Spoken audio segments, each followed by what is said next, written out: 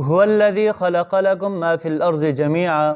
اللہ وہ ذات ہے کہ جس نے تمہارے لیے پیدا کیا جو کچھ زمین کے اندر ہے سارا کا سارا، یعنی تمہارے فائدے کے لیے پیدا کیا، چاہے وہ فائدہ کھانے کا ہو، چاہے وہ فائدہ پینے کا ہو، پہننے کا ہو،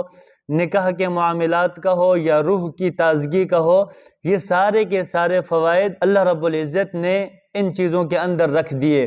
اور بعض چیزیں تو ایسی ہیں کہ جن کو انسان محسوس کرتا ہے کہ ان سے فائدہ حاصل ہو رہا ہے،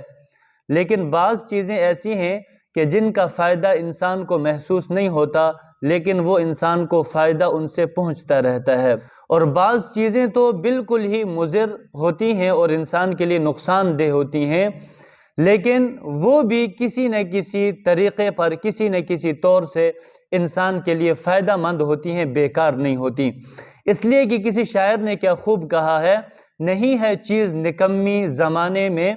کوئی برا نہیں ہے قدرت کے کارخانے میں۔ ابن عطا رحمۃ اللہ علیہ اس آیت کے تحت یہ فرماتے ہیں کہ اللہ رب العزت نے ساری کی ساری کائنات کو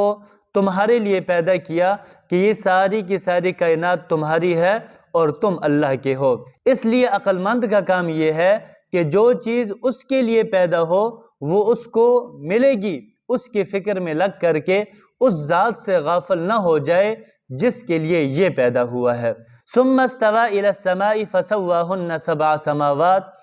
پھر وہ آسمان کی تخلیق کی طرف متوجہ ہوا اور ٹھیک ٹھیک 7 آسمان بنا دیے۔ یعنی اللہ رب العزت نے اس طرح سے 7 آسمان بنائے کہ نہ ہی ان کے اندر کوئی دراڑ وغیرہ ہے اور نہ ہی ان کے اندر کوئی ٹیڑھا پن ہے، بالکل صحیح صحیح برابر 7 آسمان بنا دیے۔ وَهُوَ بِكُلِّ شَيْءٍ عَلِيمٌ، اور بے شک وہ ہر ایک چیز کا جاننے والا ہے۔ یعنی اللہ رب العزت نے آسمان اور زمین میں موجود